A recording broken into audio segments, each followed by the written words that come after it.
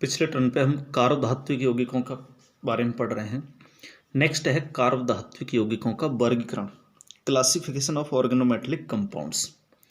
इनका वर्गीकरण दो प्रकार से करते हैं हम। पहला जो आधार है वो धातु कार्बन बंध की प्रकृति के आधार पर। कार्बधात्विक यौगिकों को वर्गीकृत करने का जो पहला आधार है धातु कार्बन बंध की प्रकृति के आधार पर। हम जानते हैं कि कार्बधात्विक यौगिकों में धातु तथा कार्बनिक समूह के कार्बन के बीच में एक बंध पाया जाता है। वो बंध कौन सी प्रकृति का है, किस प्रकार का बंध है, इसी के आधार पर कार्बधात्विक यौगिक तीन प्रकार के होते हैं। पहला है आयनिक यौगिक। आयनिक यौगिक आयनिक यौगिक अत्यंत धन विद्युती धातु एवं कार्बन के मध्य जो बंध होगा उनमें इस प्रकार के कार्बधात्विक यौगिक बनते हैं। या हम ऐसे कह सकते हैं कि इस प्रकार के यौगिकों का निर्माण, आयनिक कार्बधात्विक यौगिकों का निर्माण उन धातुओं के द्वारा बनाए जाते हैं जो बहुत ज़्यादा धन विद्युती हो, जो कार्बन के साथ बंध बनाते हैं। इनकी विद्युत ऋणताओं में बहुत ज़्यादा अंतर होता है। अतः क्षार धातुएं आयनिक कार्बधात्विक यौगिक बनाती है। ये विद्युत का चालन करते हैं क्योंकि ये विलयन में आयनों के रूप में मुक्त हो जाते हैं, जिनमें एनोड पर कार्बोनायन तथा कैथोड पर धनायन मुक्त होता है। विभिन्न प्रकार के क्षारीय एवं क्षारीय मृदा धातुओं द्वारा इस प्रकार के कार्बधात्विक यौगिक बनाए जाते हैं। चूँकि इनमें धन विद्युतीय गुण बहुत ज़्यादा होते हैं, अतः ये कार्बनिक यौगिकों के साथ मिलकर के आयनिक यौगिकों का निर्माण करते हैं। जैसे आप देखो, एथिल सोडियम है। इस एथिल सोडियम में इसको विघटित करेंगे तो एथिल तो जाएगा एनोड पर और सोडियम जाएगा कैथोड पर। नेक्स्ट है सहसंयोजक यौगिक।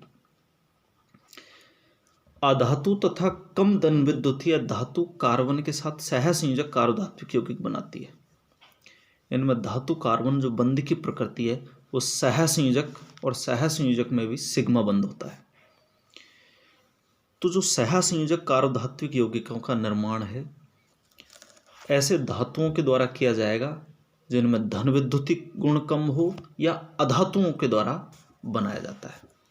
जैसे जिंक है, एल्यूमिनियम है, बोरॉन है। ये कार्बनिक समूहों के साथ मिलकर के इस प्रकार के यौगिकों का निर्माण करते हैं। नेक्स्ट है विस्थानीकृत इलेक्ट्रॉन बंध युक्त यौगिक। विस्थानीकृत इलेक्ट्रॉन का मतलब होता है ऐसे इलेक्ट्रॉन जो एक जगह पर केंद्रीकृत न होकर के पूरे अणु में घूमते हैं, उन्हें हम विस्थानीकृत इलेक्ट्रॉन कहते हैं।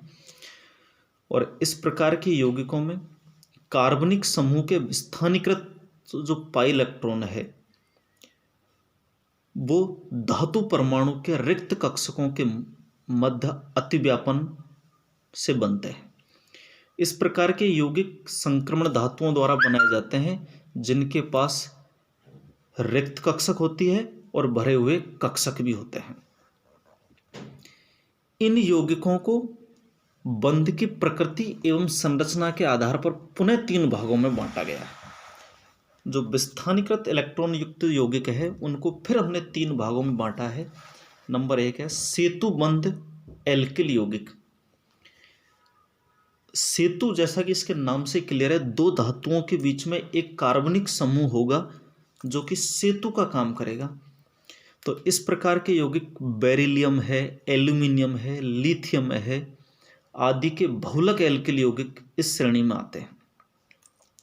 जैसे एक उदाहरण देखिएगा आप, ट्राइमेथिल एल्यूमिनियम हमेशा डाइमर के रूप में पाया जाता है, द्विलक के रूप में पाया जाता है और ये तुरंत ही हेक्सामेथिल डाई एल्यूमिनियम बना लेगा। इस प्रकार का यौगिक बना लेता है। ट्राइमेथिल एल्यूमिनियम डाइमर के रूप में इसलिए पाया जाता है क्योंकि एल्यूमिनियम परमाणु का अष्टक अपूर्ण होता है और वो द्विलक के रूप में परिवर्तित होकर के अपनी इलेक्ट्रॉन न्यूनता को कम करने का प्रयास करता है। तो इलेक्ट्रॉन न्यून यौगिकों के द्वारा इस प्रकार के यौगिक बनाए जाते हैं। इनमें सामान्य जो बंध है, 2 केंद्र 2 इलेक्ट्रॉन वाला बंध न होकर के विशेष प्रकार के 3 केंद्र 2 इलेक्ट्रॉन वाले बंध पाए जाते हैं। हेक्सामेथल डाई एल्यूमिनियम की यदि संरचना की बात करें, इस यौगिक की संरचना की, तो इस तरीके की पाई जाती है।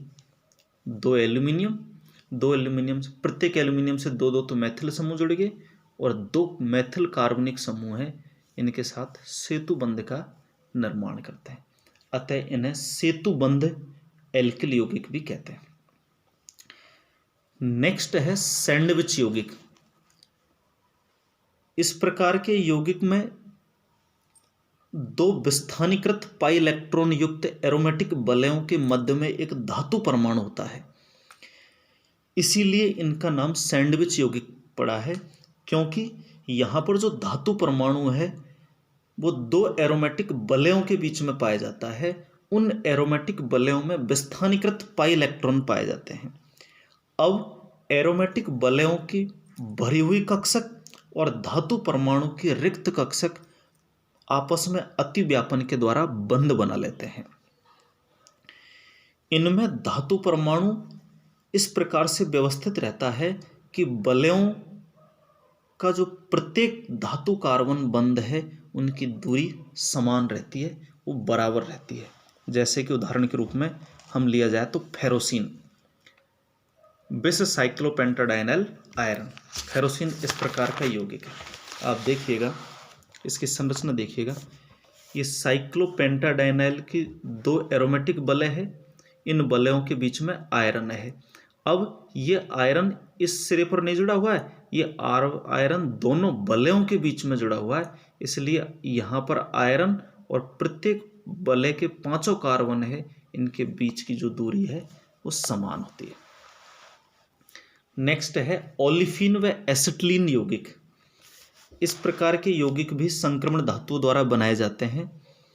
इनमें द्विबंध अथवा त्रिबंध के पाई इलेक्ट्रॉन धातु के रिक्त डी कक्षकों के साथ अतिव्यापन करते हैं, जबकि धातु के भरे हुए कक्षक ओलिफिन व एसिटिलीन के रिक्त विपरीत बंधी कक्षकों के साथ अतिव्यापन करके पाई बंध का निर्माण करते हैं। देखिएगा, आप एक उदाहरण के रूप में देखिएगा,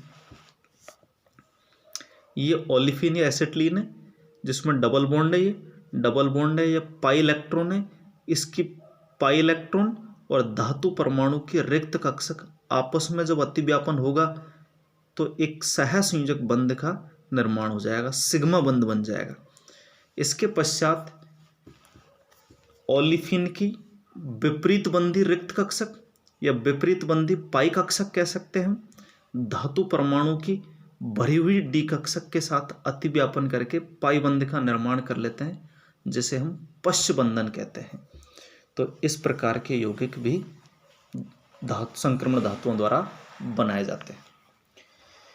कार्बधात्विक यौगिकों का वर्गीकरण का जो दूसरा आधार है वो है लिगेंड की प्रकृति के आधार पर।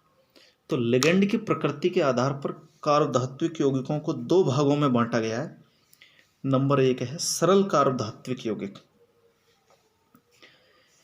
सरल कार्बधात्विक यौगिकों में धातु परमाणु के साथ केवल कार्बनिक समूह जुड़े रहते हैं, केवल कार्बनिक समूह जुड़े होंगे, और इनको फिर पुनः 2 भागों में बांटा गया है, सम्मित कार्बधात्विक यौगिक व असम्मित कार्बधात्विक यौगिक। सम्मित कार्बधात्विक यौगिकों में धातु परमाणु के साथ केवल एक जैसे समान प्रकार के कार्बनिक समूह उपस्थित होते हैं, अर्थात धातु के साथ जो कार्बनिक समूह जुड़े होंगे वो समान होंगे। जैसे जिंक के साथ 2 कार्बनिक समूह है, दोनों एथिल समूह है, तो दोनों समूह समान है, इसलिए सम्मित कार्बधात्विक यौगिक कहलाएगा। इसी प्रकार फेरोसिन। नेक्स्ट है असम्मित कार्बधात्विक यौगिक। असम्मित कार्बधात्विक यौगिकों में धातु परमाणु के साथ अलग अलग प्रकार के कार्बनिक समूह जुड़े रहते हैं, अर्थात जो कार्बनिक समूह जुड़े होंगे उनकी प्रकृति भिन्न भिन्न होगी। जैसे जिंक के साथ एक तो मैथिल जोड़ दिया, एक एथिल जोड़े, दोनों कार्बनिक समूह हैं लेकिन दोनों अलग अलग प्रकार के हैं, इसलिए असममित कार्बधात्विक यौगिक कहलाते हैं। नेक्स्ट है मिश्रित कार्बधात्विक यौगिक। इस प्रकार के यौगिकों में धातु परमाणु के साथ कार्बनिक समूह के अतिरिक्त अकार्बनिक समूह भी जुड़े रहते हैं, अतः इन्हें मिश्रित कार्बधात्विक यौगिक कहते हैं। या हम ऐसे कह सकते हैं, मिश्रित कार्बधात्विक यौगिक उन्हें कहेंगे जिनमें धातु परमाणु के साथ कार्बनिक एवं अकार्बनिक दोनों प्रकार के समूह जुड़े रहते हैं। जैसे उदाहरण से ग्रिग्नार्ड अभिकर्मक है, एथिल मैग्नीशियम ब्रोमाइड है, एथिल कार्बनिक समूह है और ब्रोमाइड अकार्बनिक समूह है जो कि धातु से जुड़े हुए हैं, अतः ये मिश्र कार्बधात्विक यौगिक है। इसी प्रकार इस यौगिक को देखो, टिन के साथ मैथिल भी जुड़े हुए हैं और क्लोराइड भी जुड़े हुए हैं, तो ये भी मिश्रित कार्बधात्विक यौगिकों की श्रेणी में आते हैं। Thank you.